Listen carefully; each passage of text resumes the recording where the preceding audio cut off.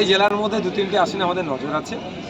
এবার জোট হলে জোটের ক্ষেত্রে একটু কনসিডারের জায়গা আছে, না হলে আমরা যেমন বারাসাতের বাদ দিয়ে আর কোন কোন জায়গায় কথা বলছি? বসিরহাট আছে, বনগাঁ আমাদের নজরে আছে।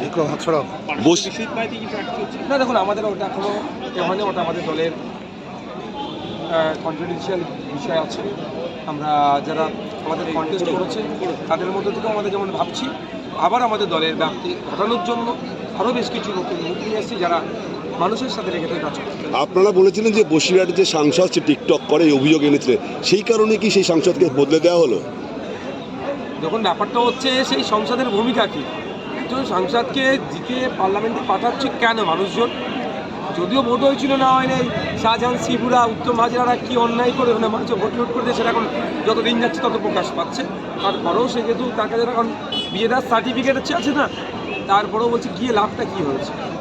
এইবার যেমন নুসরাতকে দেয়নি, মিমিদিকে দেয়নি, তার পরিবর্তে এই ধরনের অখাদ্য কিছু দিয়েছে। মানে সেই হাজি নুরুল দাঁড়িয়ে সেক্ষেত্রে লড়াইটা কতটা কঠিন হবে?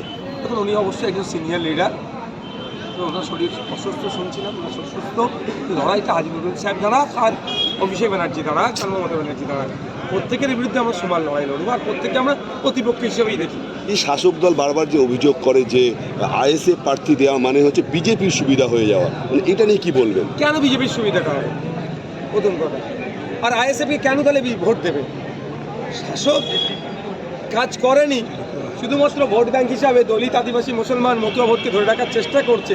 দিনের শেষে এরা বঞ্চিত হচ্ছে, এদেরও যখন জনপ্রতিনিধিত্ব করার জন্য রাজনীতির ময়দানে আসছে তখনই ভয় পাচ্ছে। উন্নয়নমূলক কাজ করলে যে কেউ দাঁড়াতে পারে, তাহলে ভয় পাবার কি আছে? কাজ করবেন না, আর এদের বিপক্ষে যখন ভোটে দাঁড়াতে গেলি তখনই বলছে ভোট কাটবে। অভিষেক বন্দ্যোপাধ্যায় ডায়মন্ড হারবার থেকে প্রার্থী হয়েছেন, আপনি সেটা আমি আমার অবস্থানে বলেছি। আমাদেরও যখন পার্টির প্রার্থী লিস্ট ঘোষণা হবে অপেক্ষা করুন, আমি তো আমার দলকে কনভিন্স করাচ্ছি যে আমাকে ওখানে অনুমোদন দেওয়া হোক। যদি আপনার দল অনুমোদন দেয় তাহলে আপনি ডায়মন্ড হারবার থেকে প্রার্থী হবেন? একদম 100%, সেটা আমি অপেক্ষায় আছি, অনুমোদনের অপেক্ষা। কিন্তু এই ধরনের আলোচনা চলছে দলের মধ্যে।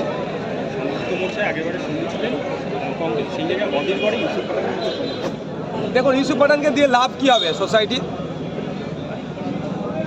উনি যদি নিয়মিত রাজনীতি করতে, একজন বর্ষিয়ান রাজনীতিবিদ হতো, বা বছর 5 বছর 3 যাই হোক না কেন রাজনীতির সাথে নিজে যুক্ত থাকতেন, আবার খেলাধুলা করতেন, তাহলে ওনাকে আমরা বলতাম না ঠিক আছে চমক করেছে। একজন ক্রিকেটার, উনি ব্যাট বল, ক্রিকেট, ফিল্ডিং, ছক্কা, এটা নিয়ে তিনি ভালো বুঝবেন, চৌকা নিয়ে ভালো বুঝবেন।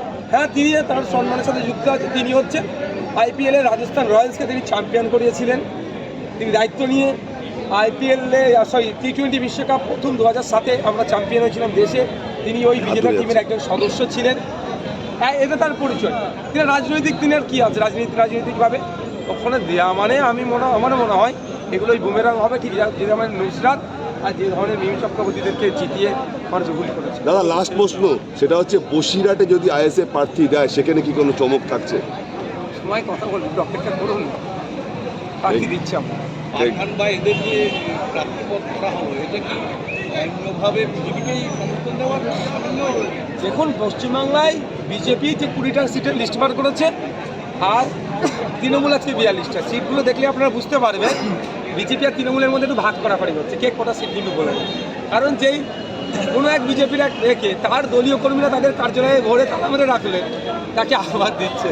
মানে আমি তাদের ব্যাপার কে কাকে দেবে, কিন্তু জাস্ট আমি বলছি লিস্ট থেকে বোঝা যাবে কিছু সিট এরা ওদেরকে ছাড়তে চায় যে ওরা এদেরকে কিছু সিট গিফট করবে। এই তাদের বাইনারি পলিটিক্স বা এই ধরনের সিট সমঝোতা তাদের মধ্যে চলছে। বিজেপির চমক কি এবার কি অভিজিৎ গঙ্গোপাধ্যায় বিচারপতি? এখনো তো তিনি ঘোষণা হয়নি। Thank you. Thank you.